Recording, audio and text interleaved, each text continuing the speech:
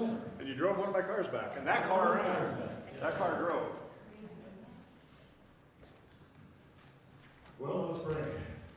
God, we thank you for this time that we have together, for all the men and women in this church, both present and past, who have made it what it is. And pray, God, that as the ones who have the responsibility of moving this church forward, that we would do so in ways that do hallow your name and that bring you glory, honor, and praise. God, in all that we do on this day, may it be towards making 2022 an incredible year and prepare us to truly share your love with the world around us. Thank you for every man and woman, every boy and girl, every person who is part and make glory what it is. Thank you for your blessing in Jesus' name. Amen. You say every person or every person? Oh, Okay, thanks, Pastor. At this point, at the end of the meeting, we always read the covenant, so we'll get that handled, and then we'll follow up with the minutes of the past meeting. Church covenant.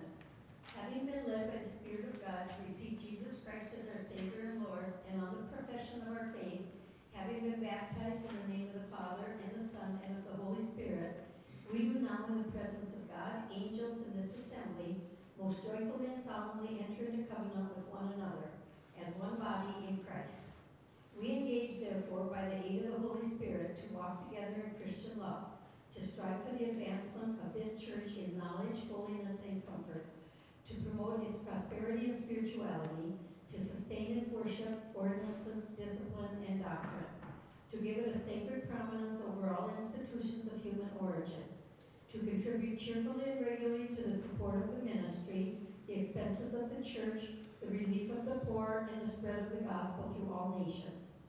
We also engage to maintain personal devotions, to educate our children according to the teachings of the Bible, to seek the salvation of our family and friends, to be just in our dealings, faithful in our engagements, to avoid all tattling, backbiting, and excessive anger, to abstain from the sale and abuse of alcohol or other drugs, and to be zealous in our efforts to advance the kingdom of our Savior.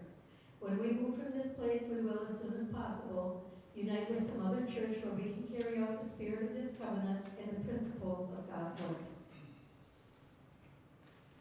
We have the minutes from the mid-year meeting, which was July 23rd, 2021. The mid-year meeting of Glory Baptist Church was held Friday, July 23rd. Pastor Chris opened the meeting in prayer, and Church Chairman Al Pearson presided. Reports. Pastor Chris. Attendance is remaining strong this summer with guests attending every week. He encouraged us to continue to invite friends and neighbors to church. Pastor Kevin, the youth group is just getting started on summer events. The focus this year is on lake events per the students' request. Treasurer Sandy Pearson. The checkbook balance is remaining stable at around $50,000. Items of note from the written report was an $850 payroll expense to clean up past problems with Social Security withholding. This is a one-time non-budgeted expense. Workers' comp expense was increased due to covering 1099 contract employees who had not been included in the past. Motion by Steve Pearson to approve the treasurer report. Second, Raleigh Flowers, carried. Deacon Steve Pearson. The Deacon Board meets monthly. The Benevolent Fund has a healthy balance, and they have had no major problems to deal with. They are working on a plan to have the deacons available and visible to meet and greet visitors on Sunday mornings. Discussion was held about follow-up with people who have left the church or contacting attendees that we see seldom. Deaconess. We will continue using prepackaged communion elements. The Deaconess Board has taken the responsibility for Sunday morning coffee preparation at the request of the CE Committee. CE, Katie Nix. Small groups have begun meeting on a regular basis. Yvonne Pearson is putting together a monthly calendar of events for the committee. Missions, Ruth Eggstead. We are encountering difficulty sending money to Ukraine. For that reason, the funds are sometimes held for a time before being sent. The Glen Church helps sponsor a church day camp in Ukraine. The Mission Committee is making a motion to change Faith Promise support from the Mallocs to Cindy and Chris Anderson with Time Ministries in Dominican Republic. Judy Pearson seconded the motion. Discussion was held about sending the Mallocs a letter informing them of the change. Motion carried. The missions conference this spring went well. The committee is looking at local ministries to send funds to. Worship and music, Tanya Pietz. They are working with Teen Challenge to schedule a time to host them this fall. Children's Orphan Outreach Ministry, Kevin Pietz, Pastor Martin in Kenya has purchased another van. Kevin found an app that allows him to send money to Martin with no fees charged. It has been working well. Women's Ministry, Connie Pearson. There have been 10 to 13 women attending monthly. They discuss the Hunter's Supper, and the women are in favor of having it. Trustees, L. Pearson. The trustee board meets monthly as able. Spring cleanup was done. The cemetery committee has added Lisa Nix as a member. She's working on updating record of cemetery lot purchases. Mary Nutting said their family owns 20 plots. They will be willing to donate up to 10 of them if needed due to cost. Old business, Hunter's Supper. We did not have a Hunter's Supper last year due to COVID. Discussion was open for comments from the floor. The majority were in favor of looking at alternatives for a fundraising meal/event. It was left that women's ministries will brainstorm ideas and get together with the CE committee to come up with a recommendation. Church reopening. The decision of the church council is to continue with both the offering and communion as we are currently doing. New business, VBS update, Ruth Eichstead. At this time, we have 31 students registered. Rocky Railway is the curriculum we are using this year. Decorating is underway, and we are fully staffed with volunteers. Church planting, Ruth Eichstead. Ruth went over a handout with details of a program that the North Central Converge Conference is proposing we enter into.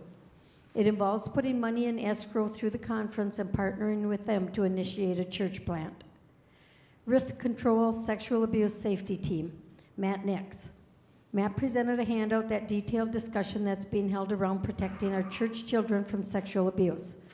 The church leadership is looking at two options. One is self-assessment and video training option.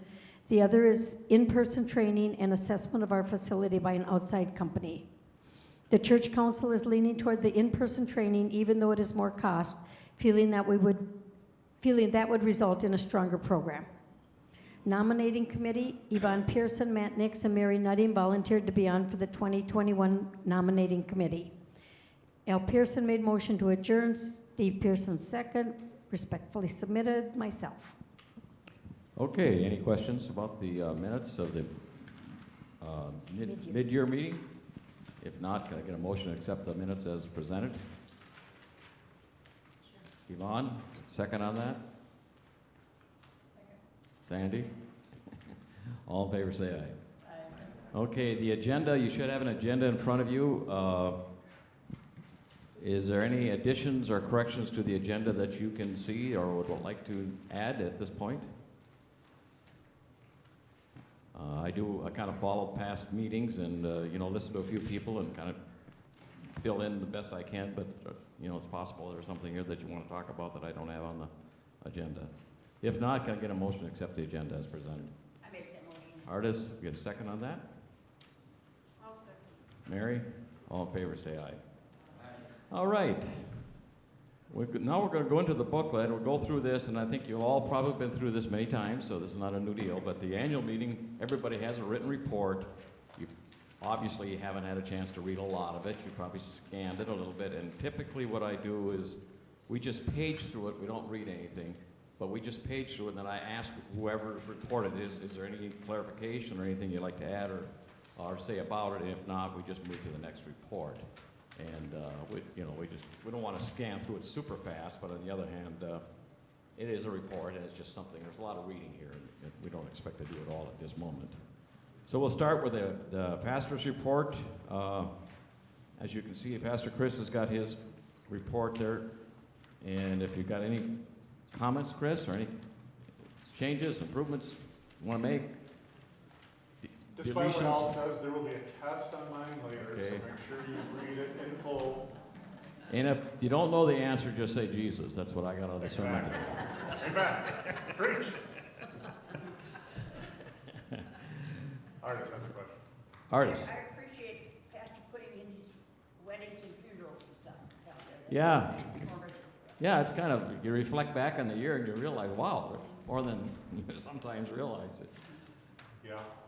I'd like to see more weddings, less funerals, but. Yeah. Okay, the next page, page 8, we have the Mad for Christ report. Kevin, anything specific? I know there's been some changes to your activities and things like that, but that's been, you know, it's all in the report, so. Can I suggest that we do have people online? Okay. Who can hear you if you don't use a microphone, so. Okay, Would well, someone volunteer to just be a microphone person and take the other mic out? sure, let's do that. Who can be the microphone person? I can do it. Okay. I realize that. I keep forgetting that we're streaming. Yeah. We got Say hi to, Dave, Say hi to the bakers. Hello, Bakers. Say hi to Baker. Yeah, I have nothing to add to what I wrote there unless somebody else has some question for me in particular. Okay. Okay, let's move on to the Deacon Report. Greg is not here, but I think give the mic to Steve if you got anything. Anybody have anything for Steve, first off, I guess?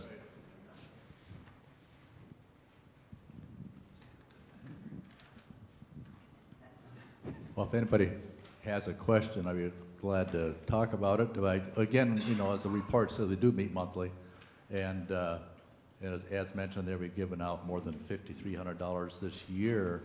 We also have a healthy balance in our account right now of around, seems to be around $8,000.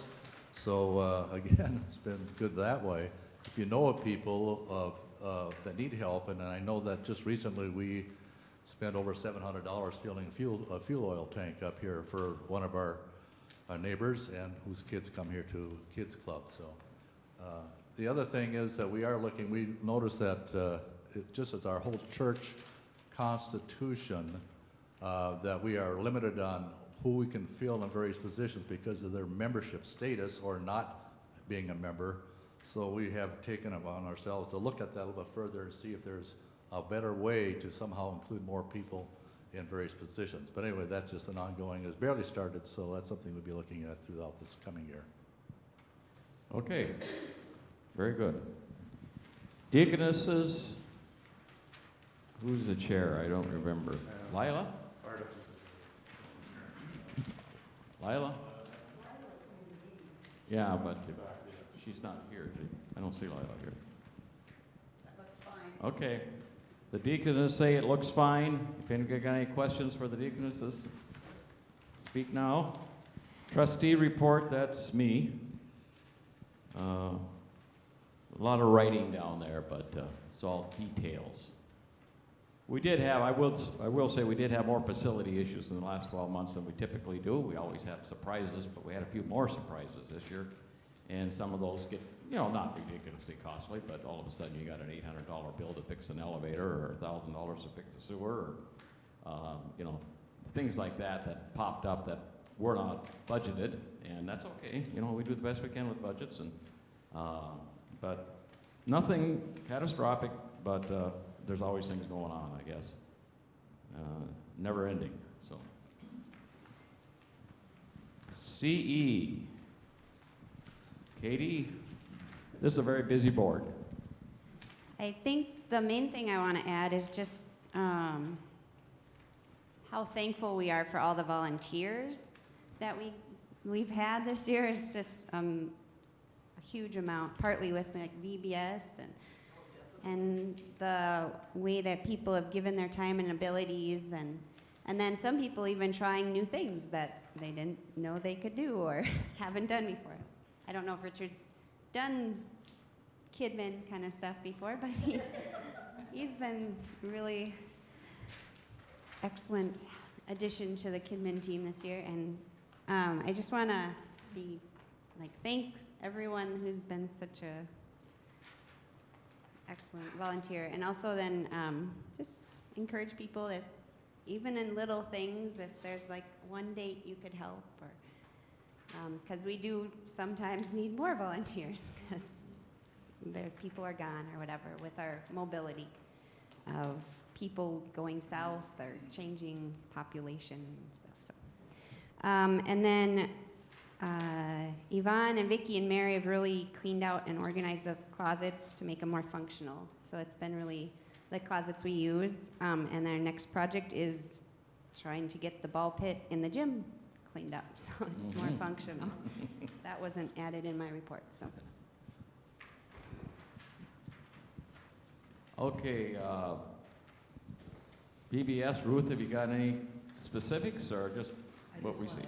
I really just want to add to what Katie said. We had almost as many volunteers as we had kids, and that was great. And it was, this church is amazing when it comes to the volunteering. And as we're coming up on another one now, we're going to need volunteers again. So be thinking about what you'd like to do for the Jerusalem Marketplace.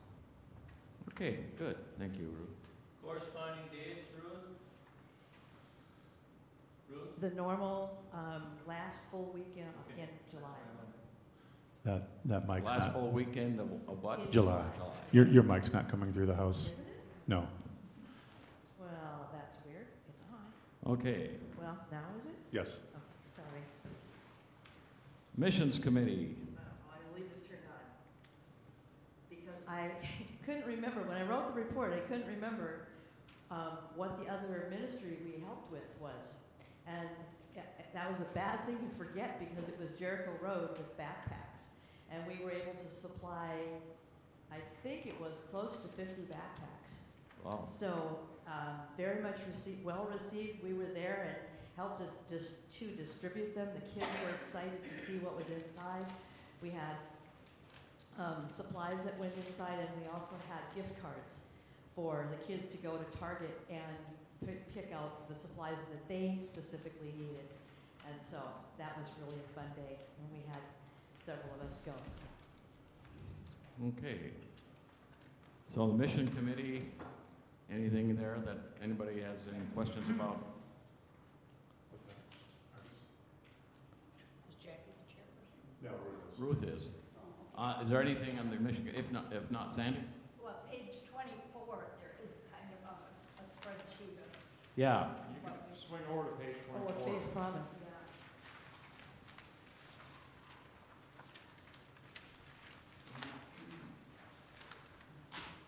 That's kind of a summary of, well, it's more than a summary. It's pretty detailed accounting of what the Missions Committee is from a financial standpoint, what they, where the dollar's been going, so.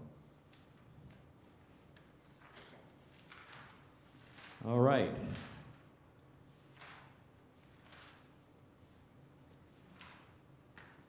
Prayer ministry, do we have anybody that wants to say anything regarding the prayer ministry and how it's going or not? Or Or just any questions? any questions about it? If anyone would like to join us, we would be open to that. We've got 4 people, but we can use more. Okay.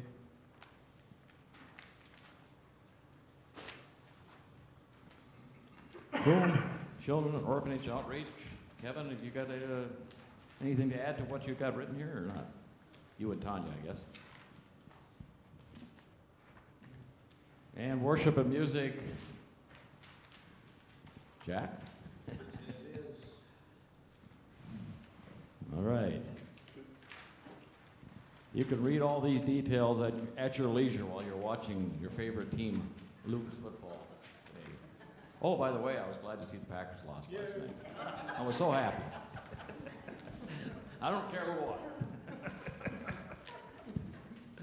I'm sorry. I digress. You can put that in the minutes, Joey. Yeah. Women's ministry, who chairs that? Connie? Is that you, Connie? She says it looks good. Everybody agree that her report looks good? Okay. Wow, somebody wrote it. Elaine, I guess. We can't pick on Elaine. She's not here, so. Okay, now the next thing we have on our agenda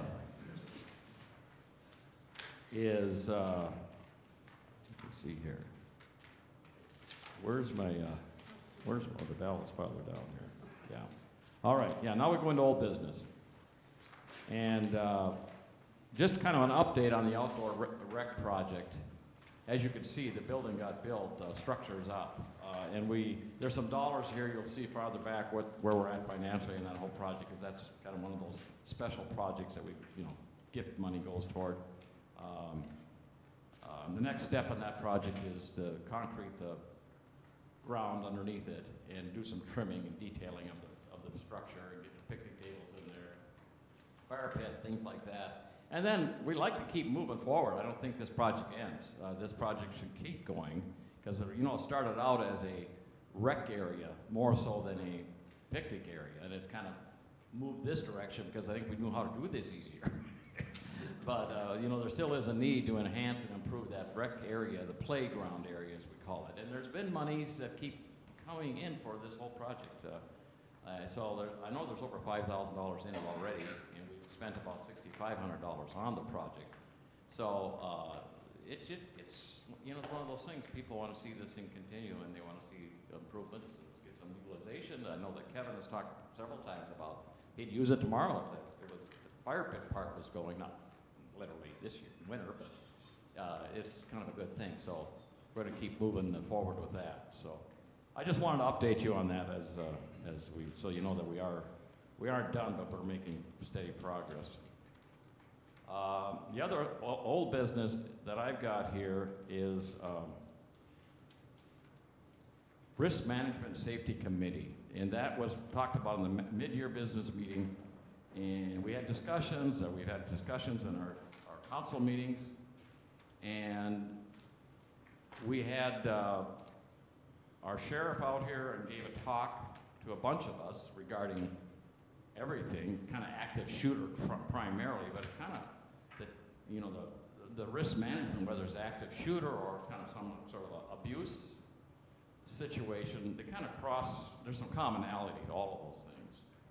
And so it's been kind of recommended, even insurance companies, you know, like our mutual insurance, those companies, they all think you need to have a focus on risk management, and what you call it and how you do it is truly up to you.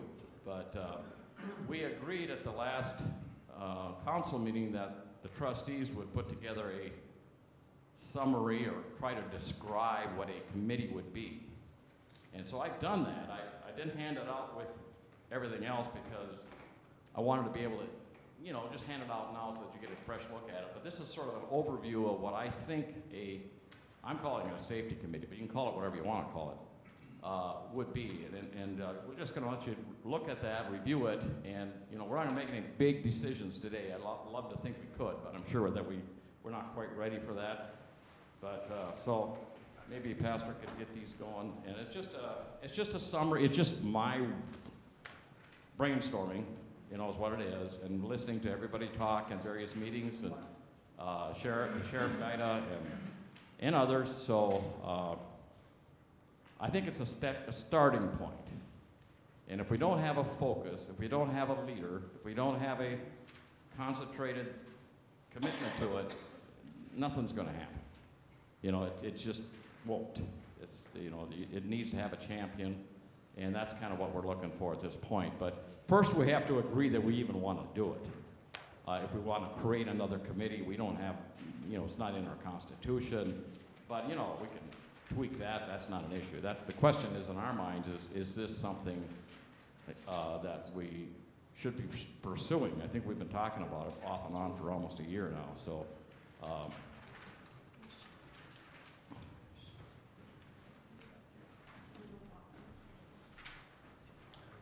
So as you look at that, just kind of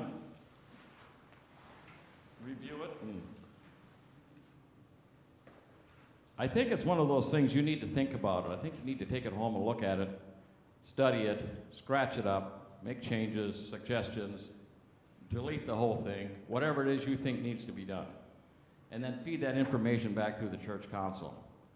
We'll have well, I won't have a church council meeting, but somebody will have a church council meeting coming up in a month or two. So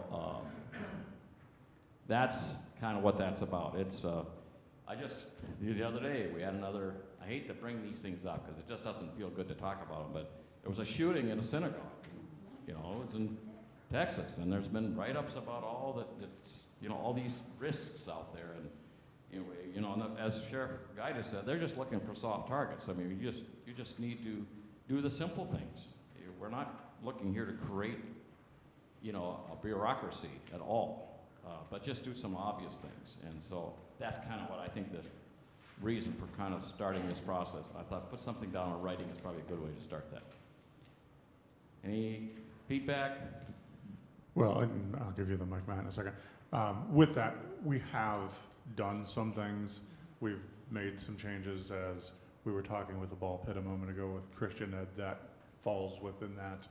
We've done things like we've not been unlocking the gym door for Sunday worship so that there's only a single point of entry.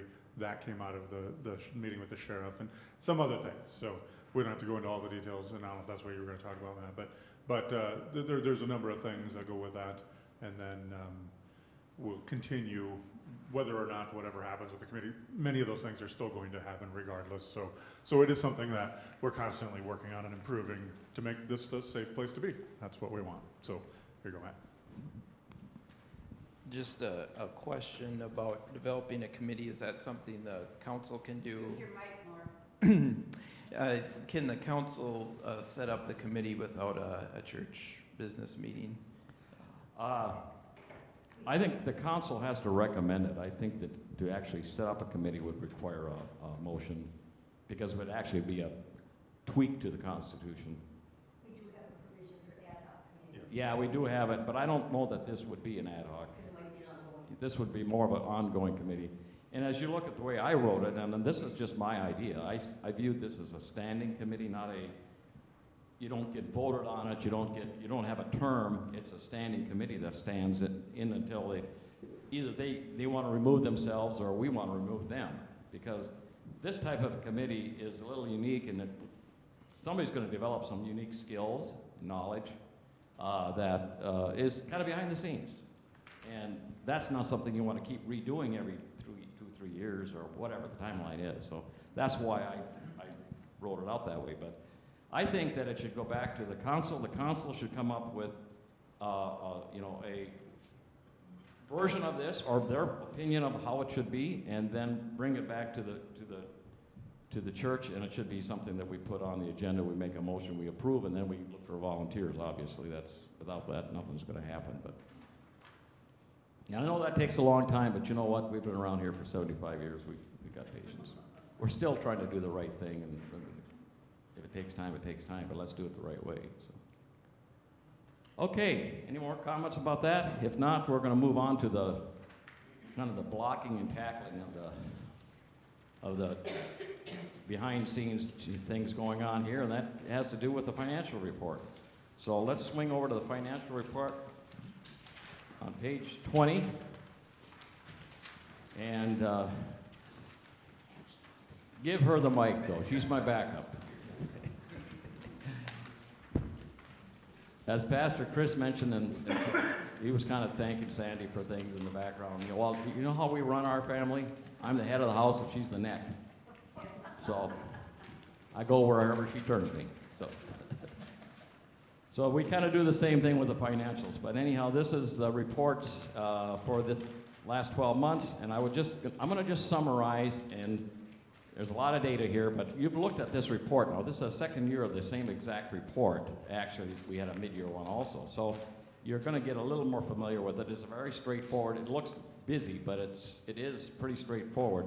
You go up to the first page in the top. It says General Fund, $157,420. You see that number? That is our 12 months of general fund giving. That's just general giving. Just given to the church on our typical Sunday morning, or however it comes to us. A lot of it's coming to us via online giving now. What percentage, Sandy, do you think it is online? 30, 40%? Mike? Probably not. Maybe not quite that much, but probably 30%. Okay. So that's, and that's if you look across the prior year, that's $8,000 about more than the previous year. Of course, the previous year was down a lot because of the COVID trauma, so that is not something that we should follow too closely. But then you look down in that same category, you got subtotal contribution income, $204,000. You look at that column of incomes, that's a total giving for the church to everything. And all of those items other than general fund are not, there's no budget for those things. That's not that we don't budget giving anyhow, but those are all the various things that our money is given to. So there's a whole lot more giving here than just general fund. So I might add that the Ukraine fund, there it says 0. We've combined that into the missions. So just move. So Yeah. we're not using Ukraine specifically. We're still sending money, but we're just not categorizing it separately. Right? Okay, then on that same page, the only thing that there's, then it just gets into everything below there is we got $204,000 of the total current period income for 12 months. Previous year we had $210,000, but there was a $20,000 PPP money, as I call it, that payroll protection program from the government. So that's a comparison. And then you look into all the expenses. These are our staff expenses through the rest of that page. There's nothing changing here. I mean, it's pretty straightforward. It follows the budget.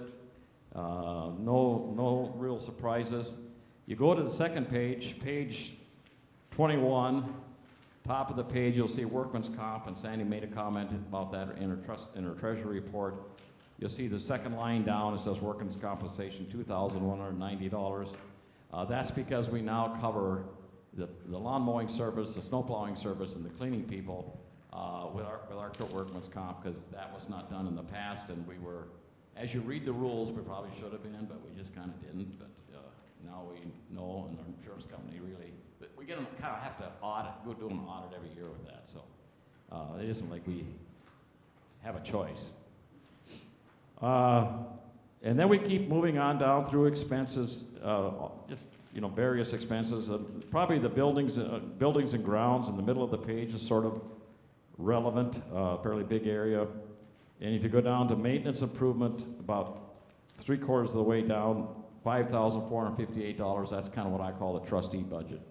And Raul, I remember that was $1,200 when I first got on the board, but we figured out ways to spend a lot more money than $1,200 nowadays. But that doubled our budget is about double there from what we had, not quite double, but our budget, we budgeted $3,500, we spent $5,400.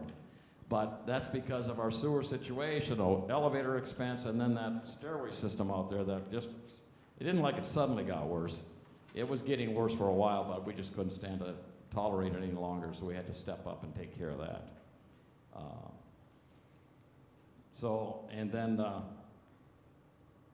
there's nothing else that I can point out that's significant there. The next page gets into a little bit on vehicle. That's pretty consistent. And then we move down into various departments and, CE board, all those types of things. We do spend a lot of money on VBS. And just so, I'm not saying it's bad, we just do. It is, some churches charge for it, and we haven't had to do that. But we do spend a lot of money on VBS, and just to make you aware of that. We'll look at our budget. I don't recall how we budgeted that for next year, but we struggle to sometimes keep control of that, I think. But. All right. Can I just bring up something about that? Sure. One thing that we don't necessarily always account for is that we do get some donations for VBS, but we don't account for those as VBS donations. So that's the expenses, but it isn't necessarily all coming out of that budget item, if you follow. Yeah, I know what you're saying. There is a little bit more compensation there. Yeah. Most of the money, though, is actually missions type money given to VBS. Well, it isn't even always listed that way, because it isn't always, we hear from parents, well, we're gonna give this, but then it gets put into the general fund. Well, Because they just put it in the offering plate, but they don't write a check, they just put it in there, and then I heard that for about $50 last year. And so we do spend that much, which is fine, I think it's fine. But I do want to point out that sometimes people do give for that. Oh, I'm sure they do. I'm sure they do, no question. We just don't have a way of Right, capturing we don't it. have a way of accounting for it, so, yeah. Okay, so then you look at on the next page, page 23, you look at the bottom, the bottom line, it says total expenses up toward the top of the page, and that becomes our total expenses, $207,000. And if you look at previous year, it was $197,000. But that includes all the expenses for all of these, whether it's math, you know, Youth for Christ or deacons or all that stuff. So that income is there, so we also bring that expense in there. So it's more than general fund expenses. If you actually were to take all those other things out of there that we don't budget, our actual general fund expenses would have been about $175,000. You know, we would be right in the ballpark. But we're in great shape anyhow. We are we're doing just fine. The rest of this page, Sandy, do you have anything else to add to that? Okay, the rest of it is just a summary of year-end bank statements at year-end, I guess, just a kind of a tracking of income disbursements and end balances. You can just read them. They are what they are. Most of them look pretty good. And then we had the next page on 24 is missions, which we kind of talked about earlier. This is kind of a documentation as to where all the missions money goes.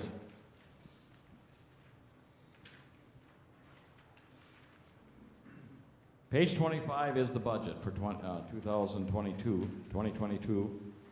And this budget, this year, we had Sandy and I and Gail and Matt on the budget committee.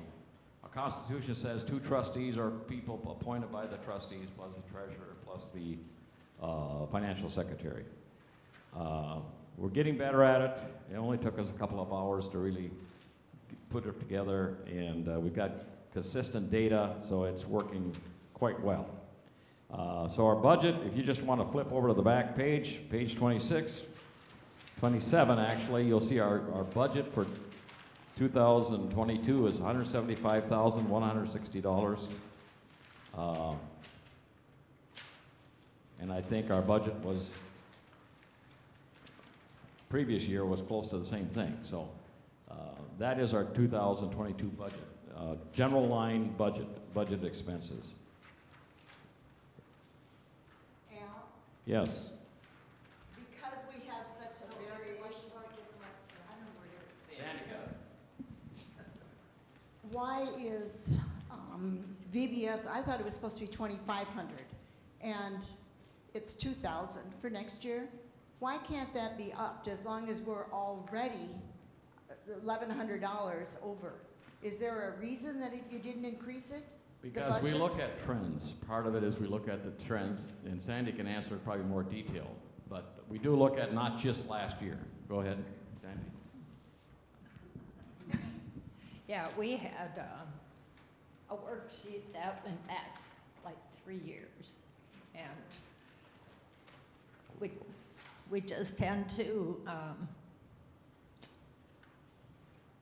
see that was the trend for those 3 years, and so we just decided to leave it at the 2,000. We don't just strictly go by, okay, we spent this, so we need that budget that much next year, because a lot of those expenses depends on what program you're buying, depends on what decorations you're doing.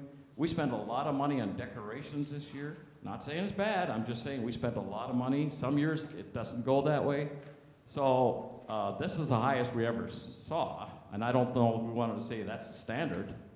It's not. You know, so I think we just want to be prudent, you know, be careful. I don't know if that's a good answer, but Matt?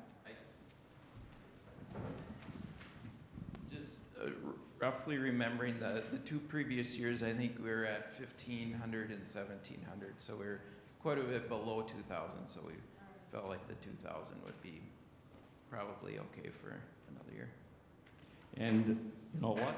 We exceed budgets. We know that. If we have a trend where it's always going to be above 2,000, you know, eventually that's probably going to be the new normal. So, but good question. I mean, just so you know how we budget. I mean, it's kind of those type of things are difficult to budget. When you want to budget the electric bill or something, it's not too big a deal. But yeah. I've got a question about the cleaning, which is awkward because it's our family, but $6,800 was budgeted and $6,300 was paid out. Why would we not have received the other $500? And being a 1099 employee, I guess I see that as an agreement that that's what. Well, we'd be paid, because we're paying all the taxes out of that. The church doesn't pay any payroll taxes or anything on any of that. That's our responsibility. What was on your 1099? 6,300. And what, you know, But I see budgeted for last year was 6,800, which I guess was what we would have been expecting to be the payment for the year. Well, your pay so much is defining the amount, correct? 6,800? I mean, how are we paid? How are we paid? we pay a flat $525 a month. Okay. Take the amount that's budgeted and divide it by 12 months. No. Well, because that's not what the agreement was. I don't know why the, You know, if you go back and look at, so maybe the budget was off. I don't know, but the bottom line is, we were paying a lower amount a few years ago, and then we raised it a little bit, so we raised the budget a little bit. Some of it gets to be a timing thing of when checks are cleared the bank and that type of thing. So I'm not sure the year end, I'm not sure if that's the case here, but. no, I'm thinking it, unless we were allowing for Well, the other carpet thing is, cleanings and yes, that type that of was thing. the other thing I was gonna bring up. Our cleaning is not just that. We charge, we had carpet cleaning. So we put that against the cleaning of the building too. So there are things in there that aren't purely, yeah, and I don't think we always used to do it that way. That's why we add a little extra dollars is for things like carpet cleaning and, because we hire somebody to do that. It got put into Because what it shows is Yeah. is what we were paying. Right, because actually, that's part of building maintenance too. Yeah, So- probably taken out of the trustees. Yeah. So, you know, I guess what I'm saying is when we budgeted it, we think about it as carpeting. When we actually did it, we probably didn't put it against the building, so. Could be a treasure error. I'm just curious, because it's like, where'd the other 500 go? Yeah. Okay, well, that's how that's done anyhow. There is agreed upon amount per month that we pay out for that, but that, when we budget it, we think about other things besides just purely, you know, your services, so. The same with snow plowing and stuff, you have a budget for that, Yeah, and that's gonna be a guess because we don't know how much is gonna snow, we don't know how much grass is gonna grow, so those are, snow. yeah, we don't know on those. We do the best we can there. Okay, anything else? I guess we should get a motion then to accept the financial reports as presented. Raleigh? Connie, second? All in favor, say aye.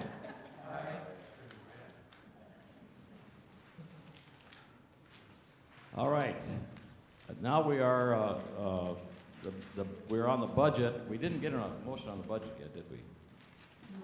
Okay. We kind of we started with the financials, then we went to the budget, then we went back to the financials, so. Yes. But I do need a motion to accept the budget as the proposed budget as presented, if I could get that. I make that. Raleigh makes a motion to accept the proposed budget for 2022. Do I hear a second? Ruth. Ruth? Okay, all in favor say aye. Aye. All right. Now we should swing back to our ballot, and typically I have the nominating committee kind of just present the ballot, so we'll let them do that. Page 17, we got our 2022 ballot. So thank you for Mary and Yvonne and I were the nominating committee, and thank you for all the folks that said yes when we asked you to serve in these different capacities. And I think the only two things to note are we are open for one trustee. Needs to be a member of Glory. And then also we have one usher opening. But otherwise, we've got a full ballot here. So any questions for us? Fire away. Any nominations from the floor? Well, whatever, call it what you want to call it. Hearing no volunteers. Thanks, Matt.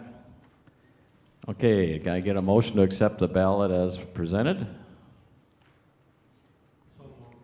Who's so moved? John. John, okay, second. Stephen, brother Steve. All in favor, say aye. Aye. Opposed, same sign, motion carries. This mic's louder than the other one. No, I don't care, as long as you can handle it, I don't care. Yep. All right, well, we're through the budget. Now, the other thing that I put on here, this is something I added to the agenda as a point of discussion. And I'm bringing it up now, and we have talked about this casually, I think, somewhere. Maybe it's just me talking to myself, I'm not sure. But we have talked about this casually, among a couple of us anyhow, about possibly chairing the church council with somebody besides the trustee chair. And selfishly, for the trustee chair, it's simply because it's just one more thing that they need to do. And not to say that every committee doesn't have a lot to do. I'm not belittling anybody for that. I mean, there's a lot going on. I realize that. But this is my opinion. I think it's worth considering that the chair of the council be the chair of the deacon board. Because what we talk about in that meeting is very broad. And I think it could fit a lot of positions, but I think the deacon chair would be much suited for that as a trustee chair to run that. And it's not a big deal. It's not like the end of the world, but it is one more meeting. Well, it's a lot of meetings, but it's scheduling agendas and keeping track and keeping tabs on things. So it's just one more thing. So I thought about it from that perspective, and I think it has been casually talked about in the past. Our Constitution says that the council will be chaired by the church chairman, who is the trustee chair, and the trustees, chairman will lead business meetings. That's how the Constitution reads. Well, that's fine. That's fine. That's the way it is. I'm not advocating any change. I am advocating considering a change. Would require a small change in terminology in the Constitution that the church council be chaired by the chairman of the deacon committee.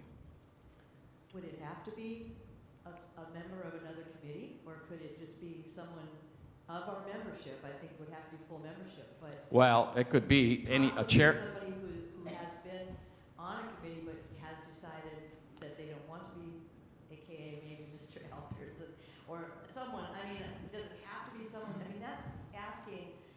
To me, it's asking a lot for a committee chair to have to take on another role. Whereas if we had it be a member of the congregation. Well, I don't know that. I think that's not potentially adding another whole person to the council. And that's adding a person to the council that's now currently on the council. That's true. So I mean, right now you've got a church council of 10, 11 people, quite a few actually. So you certainly there should be somebody there qualified. Maybe it isn't the deacon. Maybe the council selects a chairperson. That's another way to look at it. I don't know that. I don't know what. I'm just throwing it out there. I just think that just as me leaving the position, and I'm not complaining about it at all, I'm just saying it gets to be a lot. There's a lot of meetings, a lot of activities, a lot of coordinating, a lot of scheduling, a lot of agendas, a lot of follow-up, and you mix that all together, and over the accumulation of 12 months, it gets to be a lot of things happening. And like I said, it's doable, but you want to recruit that position, it just makes it that much more difficult to fill that trustee chairman position when you put that much more on that plate. That's just one more thing that kind of piles up. And that can be just enough to maybe make it, more than some people are willing to take on. So, any comments about that, or am I just out in left field? I think you make a good point, Al. Steve says he thinks I make a good point. So would it require a constitutional change? Yeah, it would. Yeah. Yeah, it would require a constitutional. Yeah. Under the church council, it says, this council shall consist of the chairperson of the deacon board, trustee board, deaconess board, Christian education board, missions committee, worship and mission, music committee, and head usher. Each person must be a member of the church. The church chairman will preside over this council. And then it has the duties. So it would definitely, because the church chairman is. Trustee chairman. The trustee committee. Description, yeah. The chairman of that committee. And the process to do that, change the Constitution requires, It's just a simple motion to make. in other words, we could do that at this meeting? We can, we've got a quorum. If we wanted to do it, if we define what we're doing, we'd have to agree on that. I don't know. We have to have a 2-week notice. Yeah, we would. Yeah, we'd have to call. a Yeah. special meeting. We'd have to call a special meeting. We'd have to, you're right, Matt, we do have to. Can't be today, but, We can decide what we'd like to see happen. We can put it in motion, yeah. I think broadly, self-selected from within the committee is probably the better solution. Okay, Chris thinks self-selected within the committee would be a better solution. I think that's fine too. I don't have a problem with that at all. I just, I think that most of the time, I think that'll work out just fine. I don't think there's going to be, it might still end up being the trustee. Who knows? That's exactly. So if we were to get, I'm not sure the next step. I think that we would have to,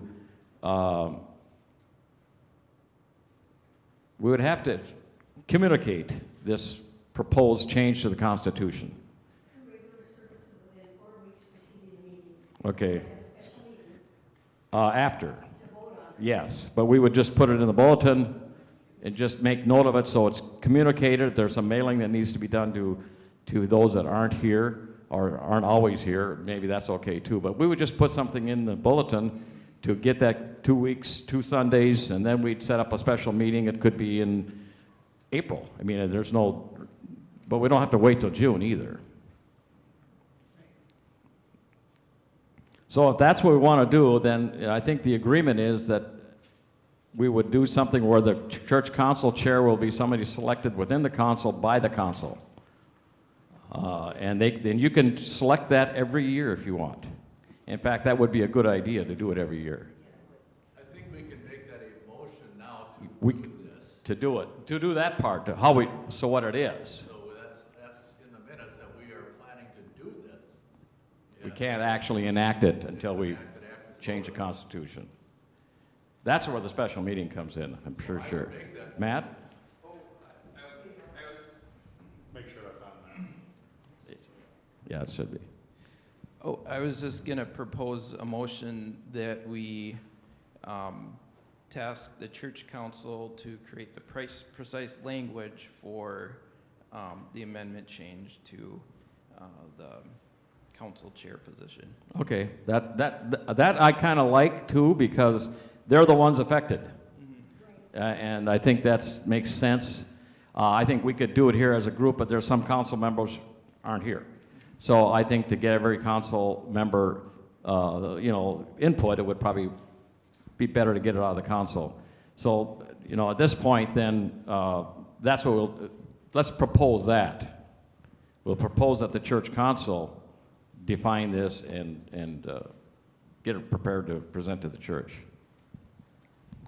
Yeah, I'd also like to recommend that we change the vernacular from chairman to chairperson, since we're right. delving into this. We'll just.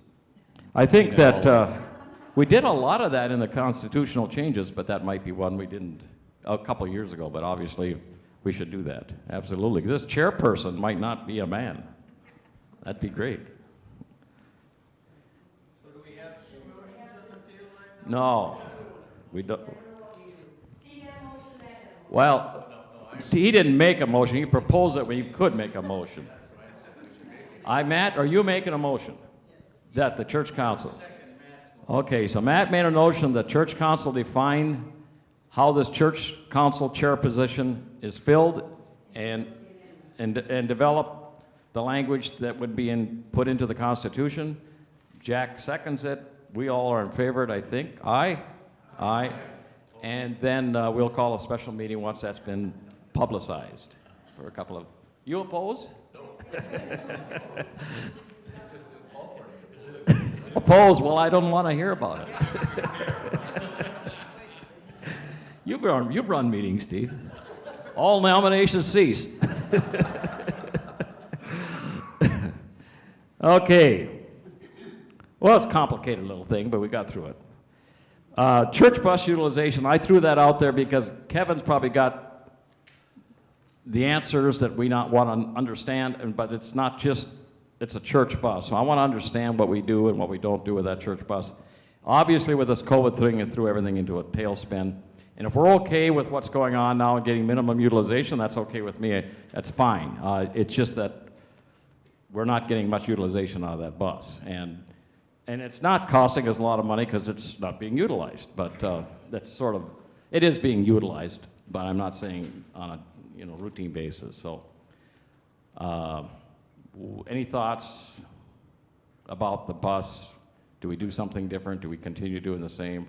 We have a garage, let's just leave it in there. That's what's going on right now. But Kevin, do you have any comments about that? Well, Why don't you explain what the difference is between now and then? Catch me off a little bit here. I wasn't prepared, but yeah, what we're doing with the bus now, I'm not running it weekly like we were prior to COVID. Even prior to the COVID, when everything stopped, at best I'd have 4 or 5 kids in the bus.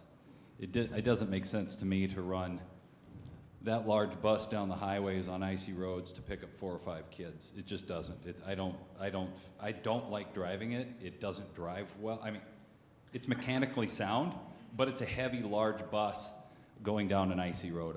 I've just never felt comfortable driving it in these conditions. That being said, it's a wonderful bus for taking a group to Trout Lake Camp, which we did just this fall. That should also be said that when we do a trip like that, it's the bare minimum in size. So it's a strange spot that we're in as far as the size of our group. It's too small for a large trip like Spring Blitz or Fall Retreat, but it's too large to be running back and forth to the high school. Okay. That's the reason you've seen a reduction in the utilization of the bus. That also being said, there were still restrictions as far as Spring Blitz was concerned and what that was looking like for gathering. So it didn't even, it sat for over a year, I'm sure it just sat. But we used it this fall, and the intention is to use it whenever we go on a large trip like that. So. Okay, any more questions, feedback? concerns? I should know this question because I'm a school bus driver, but I'm wondering, does the Aiken school district still rent their buses out to groups? I just remember back when I was in youth group, we had. I don't know that the school district does. We had borrowed the school buses to go to Sunshine and stuff. Okay, I know that we tried to, one time looked into, I think Kevin looked into it, renting a bus from like Reichert or someplace out of Brainerd, and it was like, wow, this is not gonna work. Yep. It was expensive. Yeah, so it was, yeah, it was it was a real expensive deal, but I think that was through the bus company out of Brainerd, but. Because I just remember Dan Swanson would drive a school bus down and we'd get Yeah. 40 kids on the bus. Yeah, and you get that many kids, it might be worth it, for a big special event, but that's a different. One of the things, just to give you some background for you that don't know it, that bus requires a special certification drive. And the vehicle's got to be DOT'd, which is not a big deal. It just does. But also, you have to have the endorsements to drive that, because anything over 15 passenger, 15 and up, I think it is, requires that endorsement. So it's, we don't have many people that can legally drive the bus. So that's the other thing that's a little bit of a stickler for us. How many in this room can do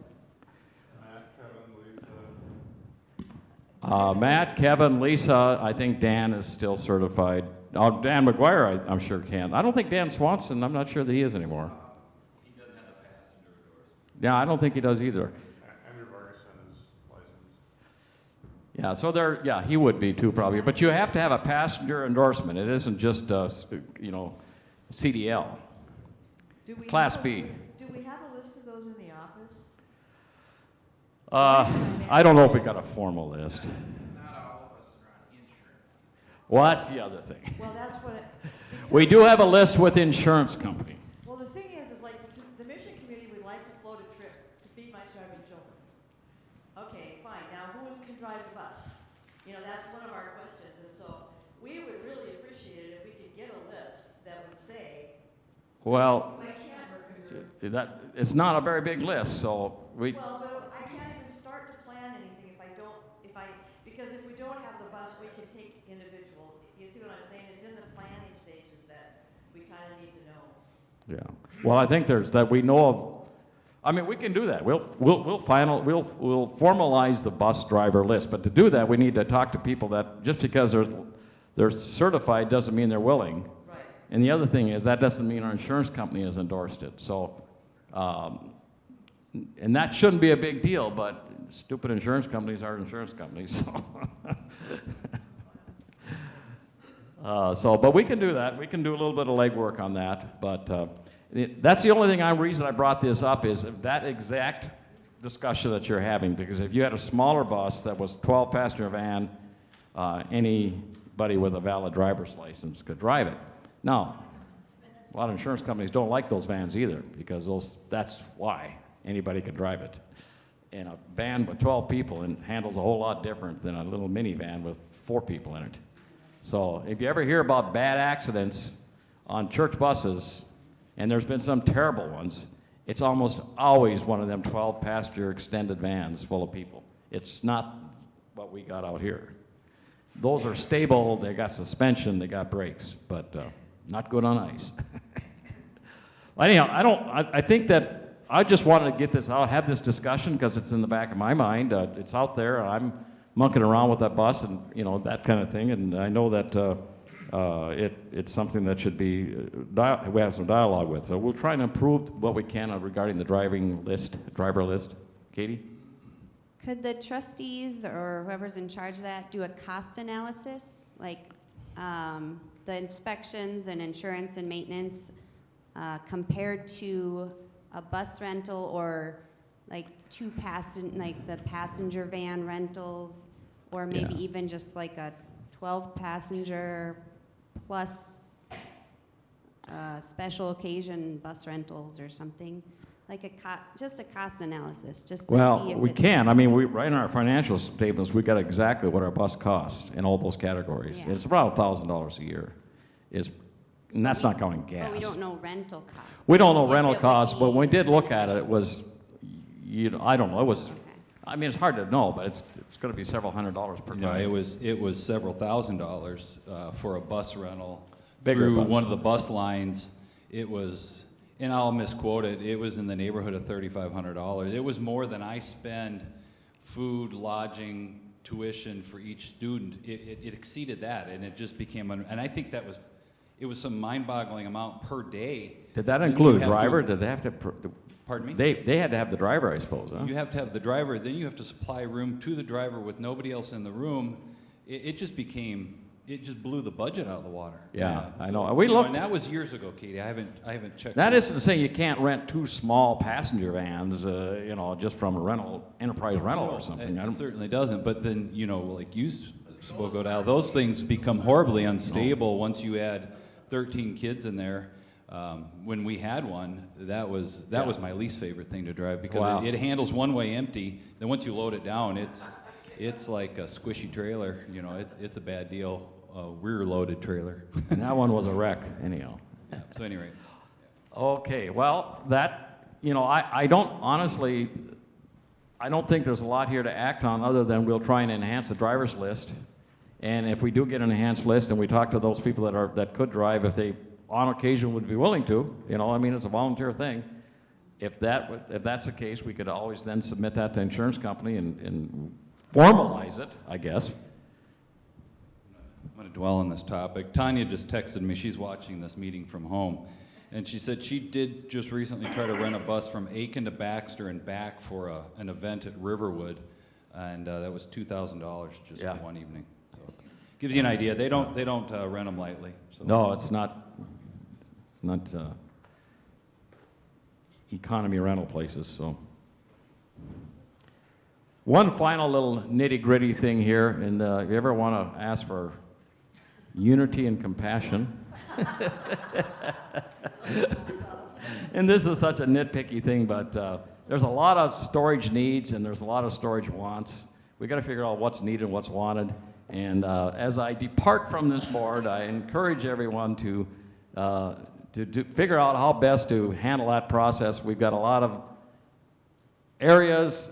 You know, it's hard for the trustees to know what to throw away. We just don't know. I mean, so if you got an area that you think is your area, or you know, whether it's CE or missions or decorating or trustees, take it upon yourself to clean those areas out and get rid of everything possible that you don't need, because we just don't know how to deal with it. And then when we do have things we need to store, please keep in mind that it's all church stuff. And if we can minimize some of the, I don't know. Yeah, I mean, we don't want hard feelings, but I don't like playing referee either, you know. So it's just minor, but it doesn't feel like it's minor some days.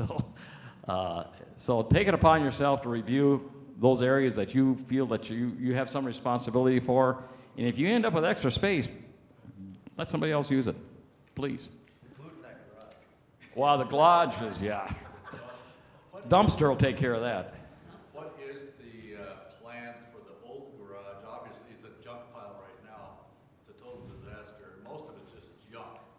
The plan is, and we just talked about this the last trustee meeting, is next spring, once the snow is gone and everything, we're going to go into that garage with a big trailer, and we're going to haul everything out. We'll probably put some sort of notification out. If there's something in there you want, and we're not going to throw away a good 2x4, don't get me wrong, but 75% of what's in there is not any good for anything. And I think if you clean that garage out, and then if you were to go put up some kind of structural process, some shelving, something where you, because there is needs for long-term storage, I would prefer that garage used for those kind of odds and ends storage that you're not sure, like, okay, we just got a bunch of Christmas tree stands. Well, they're expensive, we're not going to throw them away. Maybe we'll need them in 5 years. We don't know that. But I prefer we don't plug everything into that other garage. I prefer that we do it into that garage where it's very seldomly used, and kind of keep the other garage for vehicles and trailers and tables and chairs and stuff that are coming and going all the time like that. And construction materials. That could go in that other trailer too. And then use that garage for all that overflow from these storage areas that you're not sure if you're quite willing to throw away yet. That's what the trustees have been talking about doing, but obviously it's not going to happen until next summer, next spring, or whatever. So, does that answer your question, Steve? Yep. Okay, thank you. Is there a way to mouse-proof some of this building? Which building? The garage? This building? Yeah, that garage. Well, the garage would be really difficult. I think, obviously, we could probably improve it by looking at our doors and joints and how it's sealed up. That's something we could take a look at when we're, because I mean, it's kind of, that garage needs some, the door hardly opens. And so we need to do a look at that kind of stuff too. I don't know if we can help it a lot. We don't seem to have any problems in the new garage yet, but I know that one, I mean, it's obvious. I don't think the church building, we have a lot of problem right at the moment with mice. I mean, there's always going to be an occasion, but we have bait stations around the perimeter of the church now on the outside, and that seems to have had some effect, so. Is there a way to, sorry.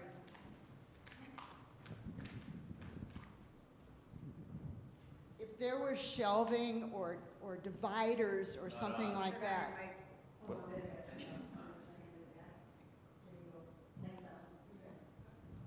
Yeah, if there were dividers or shelving like that, because I know a lot of, I went out there looking for something and it was like, I couldn't find anything.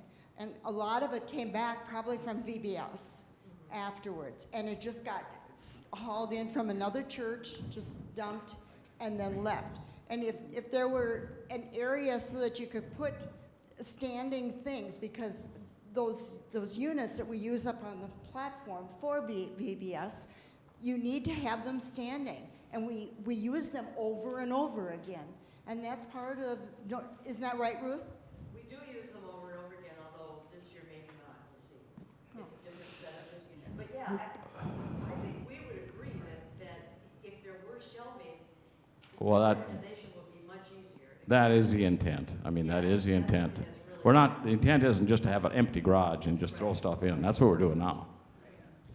So, no, no, we understand. We understand that, you know, so we just got to start by cleaning it out, start over. It's only been accumulating for 25 years. There's a lot of stuff from Pastor Randy's backyard things. Who knows? I mean, there is. All right, well, good, lively discussion about storage. Not the most reverent subject in the world, but still worth talking about. I'm to the bottom of the page, so that means we're done. I make a motion, we adjourn. Artis makes a motion, we adjourn. Russ seconds it. All in favor, leave. Good work today, Russ. Way to go. Thank you.